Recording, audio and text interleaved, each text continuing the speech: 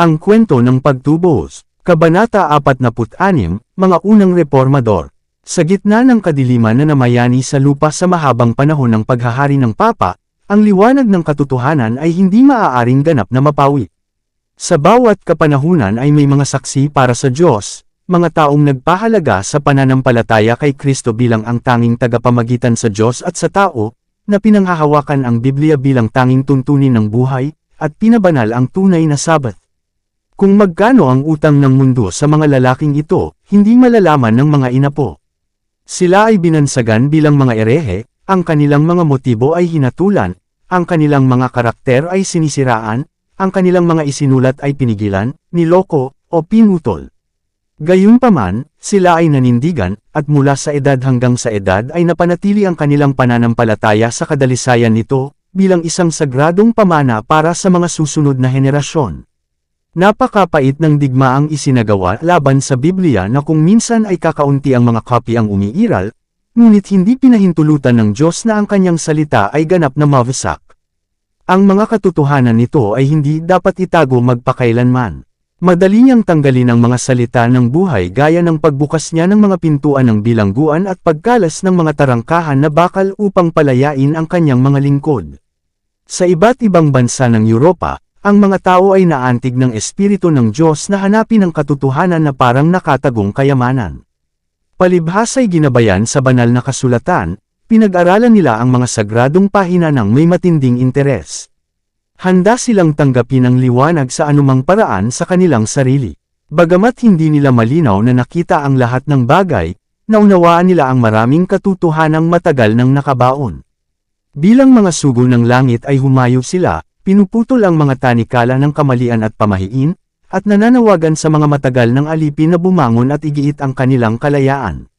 Dumating na ang panahon para isalin ang kasulatan at ibigay sa mga tao sa iba't ibang lupain sa kanilang sariling wika. Lumipas ang hating gabi ng mundo. Ang mga oras ng kadiliman ay nawawala, at sa maraming lupain ay lumitaw ang mga tanda ng paparating na bukang liwayway. Ang bituin sa umaga ng Reformasyon. Noong ika-14 na siglo, lumitaw sa Inglaterra ang bituin sa umaga ng Reformasyon. Si John Wycliffe ang tagapagbalita ng Reforma, hindi lamang para sa Inglaterra, kundi para sa buong sangkakristyanuhan. Siya ang ninuno ng mga Puritans, ang kanyang panahon ay isang oasis sa disyerto. Nakita ng Panginoon na karapat-dapat na ipagkatiwala ang gawain ng reforma sa isa na ang intelektual na kakayahan ay magbibigay ng katangian at dignidad sa kanyang mga gawain.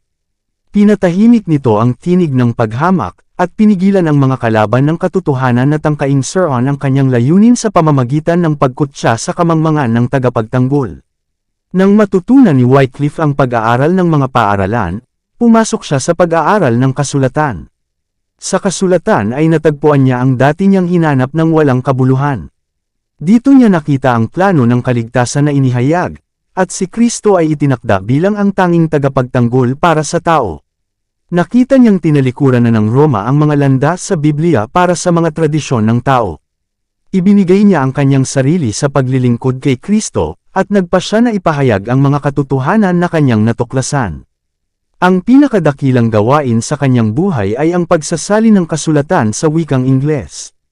Ito ang unang kumpletong pagsasalin sa Ingles na nagawa.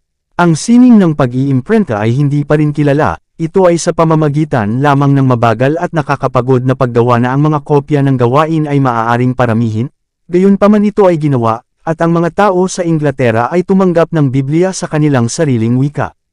Kaya't ang liwanag ng salita ng Diyos ay nagsimulang magsilaw ng matingkad nitong mga sinag na humadlang sa kadiliman. Isang banal na kamay ang naghahanda ng daan para sa dakilang reformasyon. Ang pag-apila sa katwiran ng mga tao ay nagpukaw sa kanila mula sa kanilang passive na pagpapasakop sa mga dogma ng Papa. Ang kasulatan ay tinanggap na may pabor ng matataas na uri, na nag-iisa sa kapanahunang iyon ang may kaalaman sa mga sulat. Itinuro ngayon ni Wycliffe ang mga natatanging doktrina ng Protestantismo, kaligtasan sa pamamagitan ng pananampalataya kay Kristo, at ang nag-iisang hindi pagkakamali ng kasulatan. Maraming pari ang sumama sa kanya sa pagpapakalat ng Biblia at sa pangangaral ng Ebanghelyo, At napakalaki ng epekto ng mga gawaing ito at ng mga isinulat ni Wycliffe na ang bagong pananampalataya ay tinanggap ng halos kalahati ng mga tao ng England. Ang kaharian ng kadiliman ay nanginig. Ang mga pagsisikap ng kanyang mga kaaway na ihinto ang kanyang gawain at sirain ang kanyang buhay ay parehong hindi nagtagumpay, at sa kanyang 61 taon ay namatay siya sa kapayapaan sa mismong paglilingkod sa altar. Lumaganap ang Reformasyon. Sa pamamagitan ng mga isinulat ni Wycliffe na si John Huss ng Bohemia ay naakay na talikuran ang marami sa mga pagkakamali ng Romanismo at pumasok sa gawain ng reforma.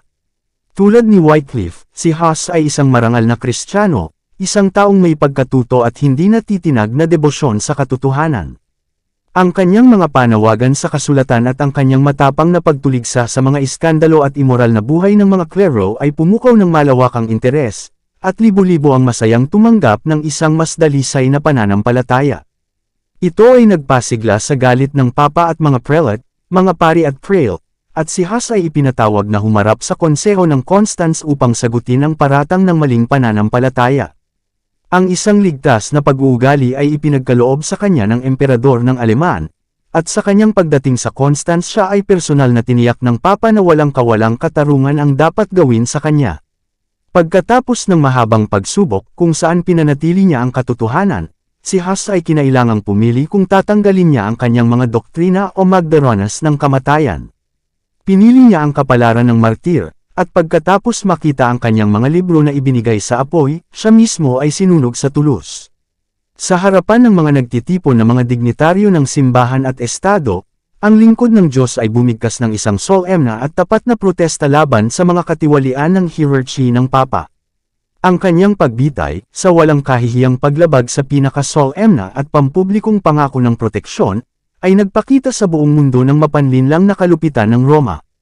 Ang mga kaaway ng katotohanan, bagamat hindi nila alam, ay itinataguyod ang layunin na kanilang hinahangad na wasakin ng walang kabuluhan. Sa kabila ng matinding galit ng pag-uusig, ang isang mahinahon, debosyon, same time, matiyagang protesta laban sa umiiral na katiwalian ng pananampalatayang relihiyoso ay patuloy na binibigkas pagkatapos ng kamatayan ni Wycliffe.